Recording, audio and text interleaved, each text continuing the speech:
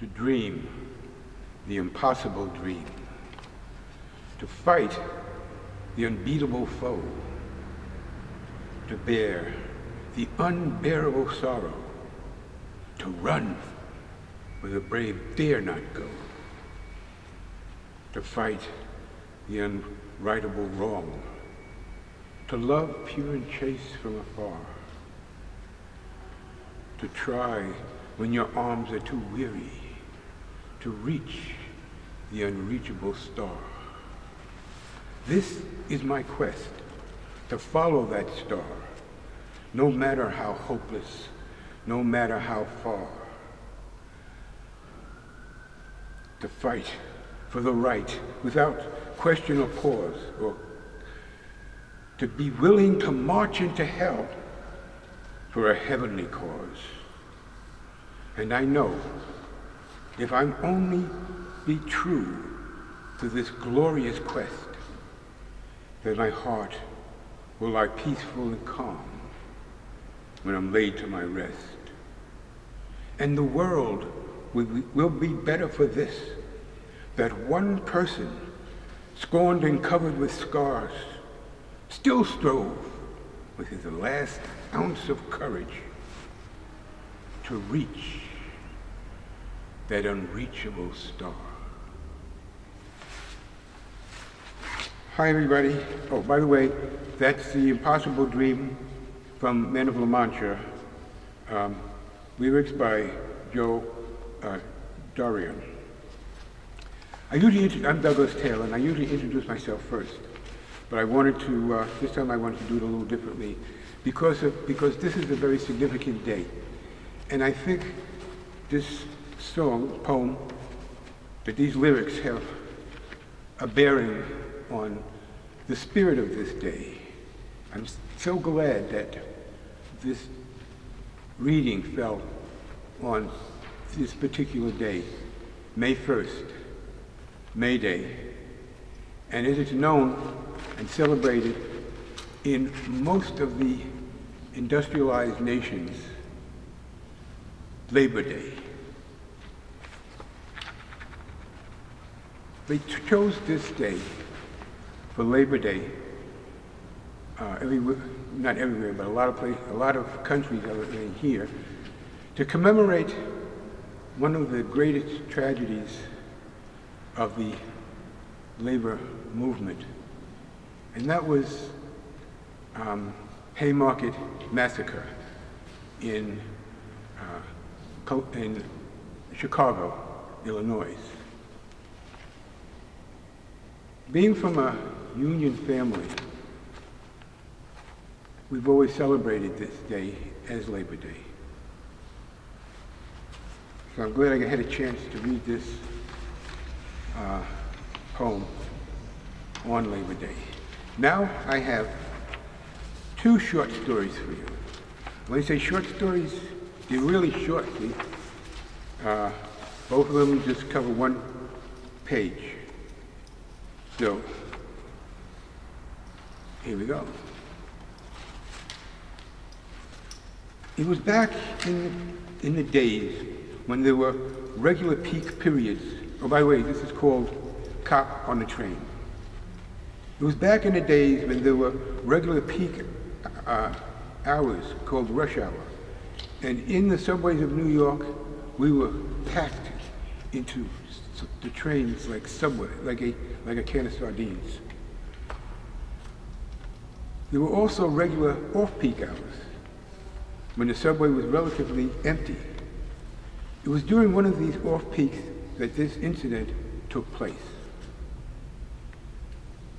These days, it seems like the trains are always packed. That evening, there were only 3 or 4 other passengers spread out throughout the car. I was sitting at one of the seats next to the door leading into the next car.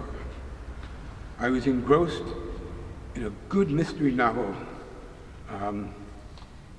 Bunny Lake is Missing, when a transit policeman entered from the other end of the car. As he passed by me, he stepped on my foot with a deliberate grinding motion, as if to make a point, and continued into the next car. As the door in the next car slammed shut, I stood up. I didn't know what I was going to do, but I knew I had to do something.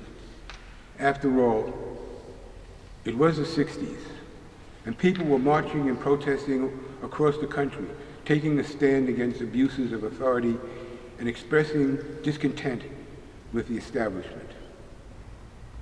This was a small incident, unimportant in comparison to larger issues like civil rights and the war. Yet, as a young black man, I felt obligated to do something. He was halfway down the car as I walked through the doorway, the steel door slamming shut behind me, echoing through the car.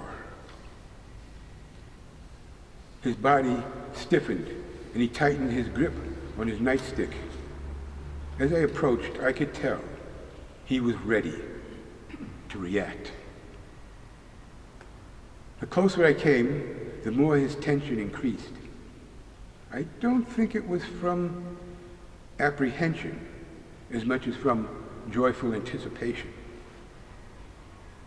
From 3 feet away, I announced my presence. "Excuse me, officer," I said. He stopped and turned on a dime, spun around on his heels to face me. "If I was in your way back there, all you had to do was say something, and I would have gladly moved. You didn't have to step on my foot." Tension drained from his body. His muscles relaxed, and his face paled, perhaps from disappointment.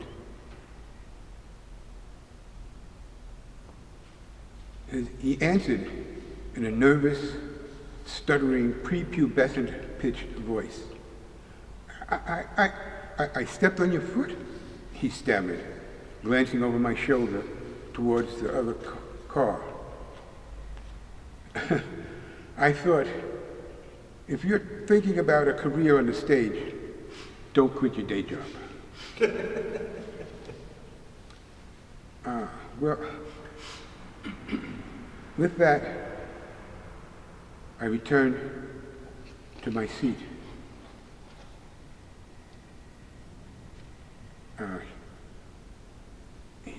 Satisfied, and he resumed his rounds on the train. Later, it occurred to me that when somebody tries to bait me into a reactive position, if I modify my response in an unexpected way, I am more likely to take control of the situation. In other words, it's better to be proactive than reactive. Now, this is a true story that happened to me, and this other story is a true story that happened to me. This next one is called The Art of Fighting Without Fighting. On one of those warm March mornings that prelude the coming spring, I was riding on a crosstown bus through a quiet residential area of Brooklyn. I sat there, musing over this and that, watching the rows of houses gliding past my window, when 3 rowdy sub-adult males boarded the bus. Like a low-grade tornado, they quickly made their presence known, annoying and harassing all on board, including the bus driver.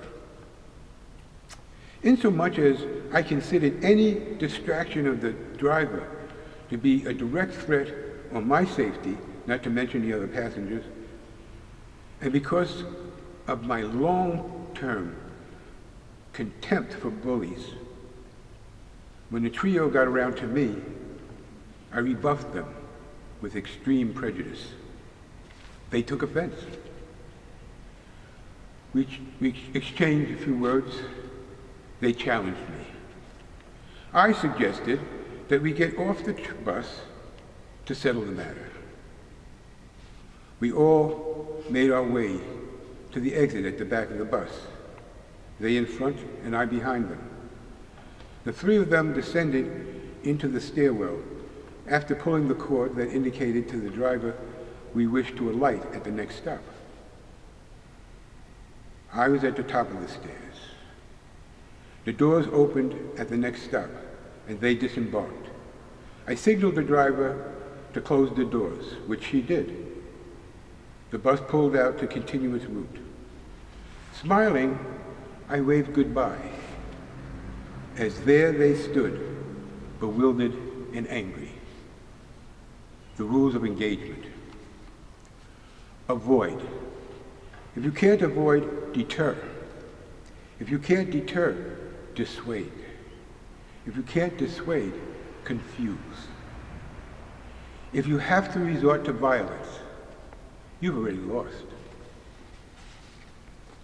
And relating to today's date and what it symbolizes,